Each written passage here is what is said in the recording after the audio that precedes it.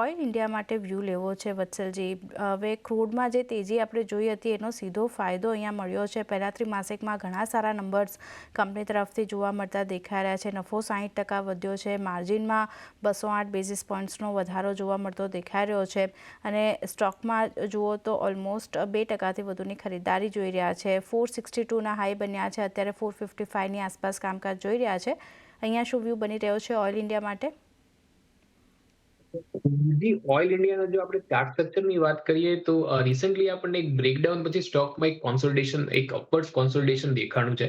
અને upward consolidation પછી અત્યારે આપણને એક રેન્જમાં સ્ટોક ટ્રેડ કરતો દેખાય છે. આજના સેશનની આપણે વાત કરીએ તો જે એનું એક રેન્જ રેઝિસ્ટન્સ છે અને 100 ડીએમએ છે, ત્યાંથી આપણને થોડું એવું સેલિંગ પ્રેશર જોવા મળી રહ્યું છે સ્ટોકમાં.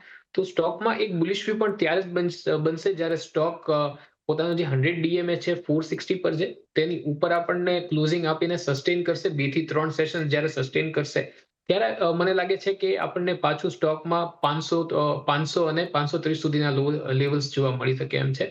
પણ ત્યાં સુધી મારા ખ્યાલથી વેઇટ એન્ડ વોચ કરવું જોઈએ. પ્રિએમ્પ્ટિવ લોંગ લેવાની આમાં સલાહ નહીં રહી, કારણ કે જે ચાર્ટ સ્ટ્રક્ચર છે એની જે તેજી છે કન્ફર્મ થશે અબાઉ ધ લેવલ ઓફ 460. તો 460ના લેવલ્સ માટે વોચફુલ રહેવું જોઈએ, સ્ટોકને રડાર પર રાખવું જોઈએ. નીચે જે સપોર્ટ લેવલ છે એ અત્યારે જે ઇમિડિયેટ સપોર્ટની વાત કરીએ તો ઇમિડિયેટ સપોર્ટ બની રહ્યો છે 440ના લેવલ પર.